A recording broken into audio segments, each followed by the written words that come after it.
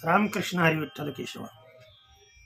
स्त्रियांच्या बाबतीमध्ये, गरोदर स्त्रियांच्या बाबतीमध्ये बाळंतपण नैसर्गिक व्हावं, नैसर्गिक बाळंतपणासाठी कोणता उपाय करायचा? कारण सिझरिंग सध्या फार तोटेदायक, म्हणजे जवळजवळ 50,000 30,000पासून ते 50,000पर्यंत रुपये खर्च होतात. आणि एखाद्या गरीब माझ्या शेतकऱ्याची किंवा गरीब घरातली मुलगी पहिल्या बाळंतपणाला आल्यानंतर तिची जर नैसर्गिक डिलिव्हरी नाही झाली, प्रसूती नाही झाली, तर सिझरिंग शिवाय पर्याय नसतो. आणि हा सिझरिंगचा खर्च त्या मुलीच्या आईवडिलांना करावा लागतो.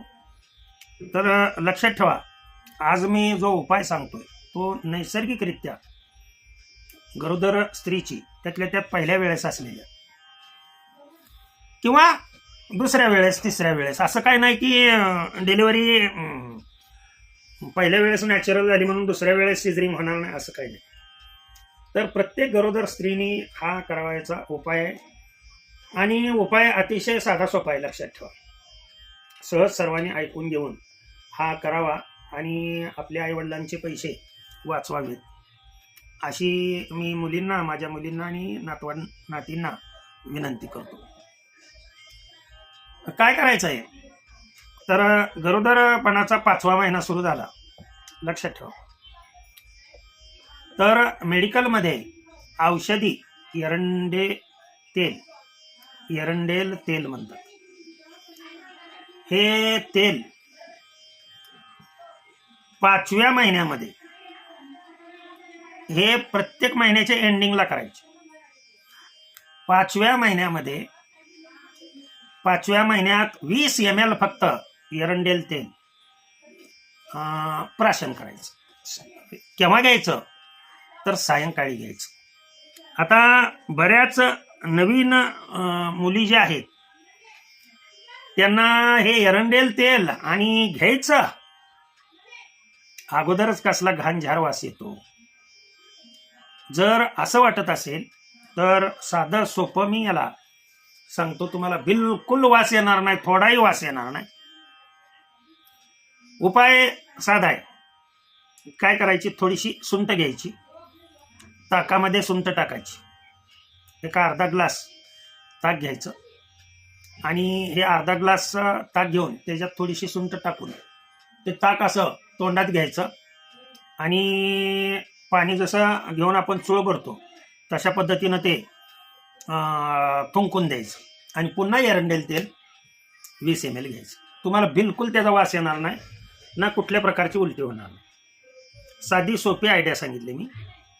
मात्र 6वा, 7वा आणि 8वा महिन्यातून हे एकदाच करायचं आहे. 5व्या महिन्यात 20 ml, 6व्या, 7व्या, 8व्या महिन्यामध्ये 30 ml. आणि जेव्हा 9वा महिना सुरू होतो तुम्हाला त्यावेळेला आठवड्यातून एकदा किंवा 2 आठवड्यातून एकदा 30 ml जर तुम्ही हे एरंडीचं तेल घेतलं तर